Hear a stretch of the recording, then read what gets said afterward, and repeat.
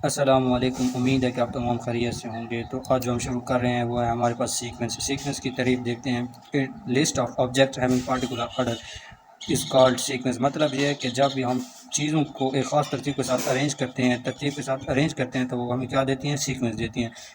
इसी तरह हम इसकी एग्जांपल देखते हैं। एग्जांपल में क्या है कि हमारे पास एक ऑड नंबर है, ऑड नंबर की सीक्वेंस हमें दी गई है 1 3 5 7 9 अप टू 100 ऑन। इसी तरह हमारे पास इवन नंबर है, उनकी भी हमें एक सीक्वेंस दी गई है 2 4 6 8 10। और इसी तरह हमारे पास एक और सीक्वेंस है -1 +1 -1 +1 -1 up to so on. Sequence is written as S N. Sequence को हम किससे लिख सकते हैं, एस एन से लिख सकते हैं। और इसमें जो एन टर्म होती है वो किसको रिप्रेजेंट कर रही है, तो हमारे पास जेनरा को क्या कर रही है, जेनरा। ये जो जेनरा होता है ये डिफरेंस होता है। क्या होता है, ये कांस्टेंट नंबर के साथ क्या करते हैं, मल्टीप्लाई करते हैं, तो हमें ये क्या देती है, कोई सीक्वेंस देती है। आगे इसकी एग्जांपल देखते हैं। सीक्वेंस वो क्या है, 1/2 है, 1/3 है, 1/4 है, 1/5 है। ये हमारे पास क्या है, एक सीक्वेंस में दी गई है। तो इसमें हम जनरा निकालते हैं। अगर देखे जाए तो हमारे पास जो जनरा हम निकालेंगे वो ए की सीक्वेंस है। क्या, ए सीक्वेंस। अब ए का जनरा निकालेंगे तो वो ए एन आ जाएगा। अब ए एन का जनरा निकाल रहे हैं तो आप देखें 1/1 लिख सकते हैं, इसको मल्टीप्लाई करेंगे 1/2 के साथ। इसी तरह हम लिख सकते हैं कि 1/1 इसको मल्टीप्लाई करेंगे 1/3 के साथ। इसी तरह हम लिख सकते हैं 1/1 मल्टीप्लाई करेंगे 1/4 के साथ। और इसी तरह हम लिख सकते हैं 1/1 1/5। तो ये हमारे पास क्या आ जाएगा, एक जनरा आ जाएगा। ये हमारे पास क्या आ गया, जनरा आ गया। ये देखें 1/2 1/3 1/4 और 1/5।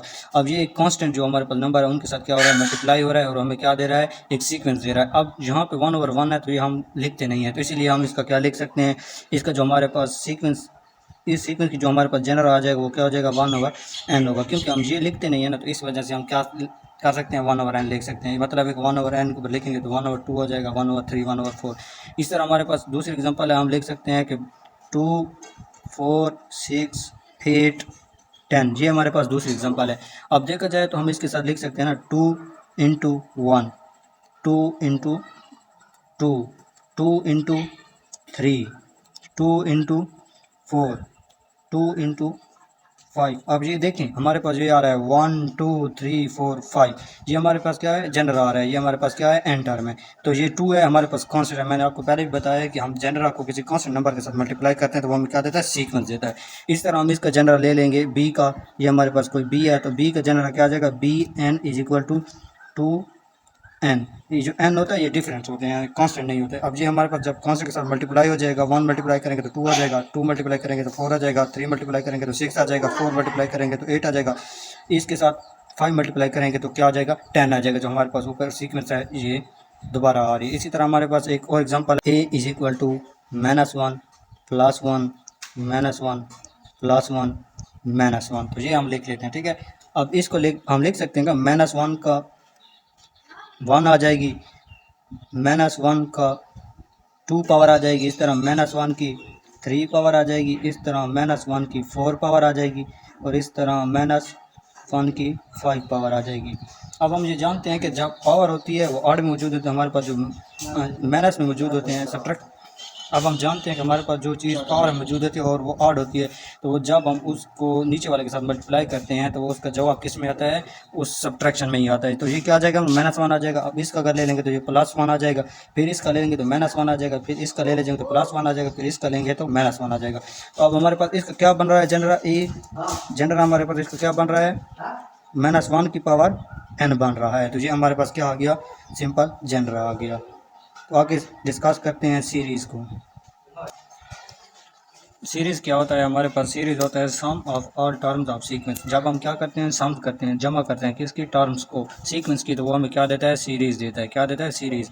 सीरीज़ की 2 टाइप्स होते हैं, कितने हैं, 2 टाइप्स होती हैं। एक हम लिख सकते हैं सिग्मा नोटेशन के ज़रिए और दूसरा लिख सकते हैं फैक्टोरियल नोटेशन के ज़रिए। तो सिग्मा नोटेशन क्या होता है, sigma notation can be written as, हमारे पास जो होता है सीक्वेंस और उसके साथ हम एक ऐड कर देते हैं तो हमारे पास क्या आ जाता है, सिग्मा नोटेशन देता है। अब हम हमारे पास एग्जांपल है 2 3 4 5। अब हमने इसकी क्या निकाले, सिग्मा नोटेशन निकालनी है।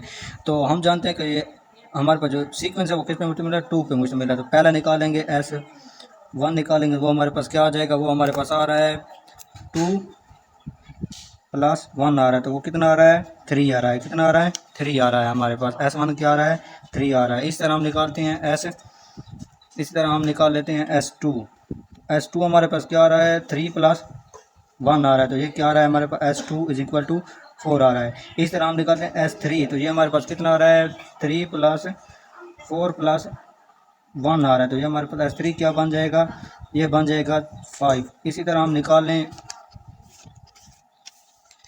अगर इसी तरह हम निकालें S4 निकालें तो वो हमारे पास क्या आ रहा है 5 प्लस 1 आ रहा है, तो वो हमारे पास S4 क्या आ जाएगा, वो आ जाएगा 6। अगर हम इसको क्या लिखें सिग्मा नोटेशन में लिखें तो हमने क्या लिखेंगे सिग्मा का साइन लिखेंगे।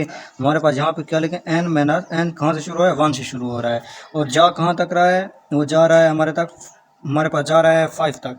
तो उसके साथ हम क्या कर एक मल्टीप्लाई भी कर रहे हैं, ये हमारे पास क्या हो जाएगा टर्म हो जाएगी सीक्वेंस वाली, जो हम क्या कर रहे हैं उसके साथ ऐड कर रहे हैं, तो ये हमारे पास क्या हो जाएगी सिग्मा नोटेशन हो जाएगी। अब हम आ जाते हैं फैक्टोरियल नोटेशन पे।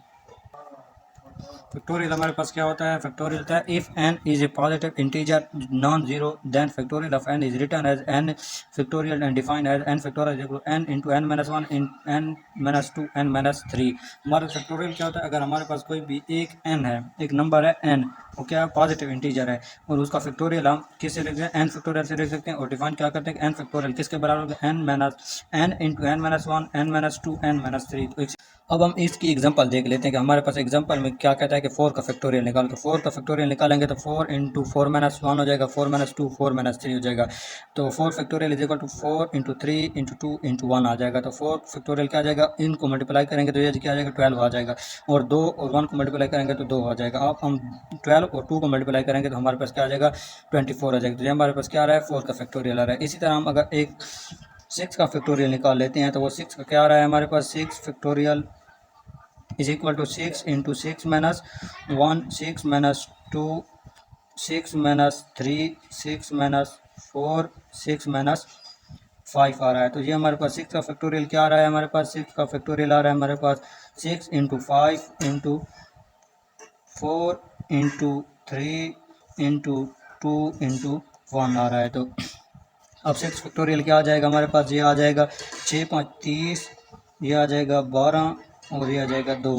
अब हमारे पास ये आ जाएगा 30 और 24 आ जाएगा, इसको मल्टीप्लाई करेंगे 12 को, तो हम क्या करेंगे 30 को क्या करेंगे 24 के साथ मल्टीप्लाई करेंगे तो हमारे पास क्या आ जाएगा 720 आ जाएगा। तो ये हमारे पास क्या आ रहा है 6 का फैक्टोरियल आ रहा है।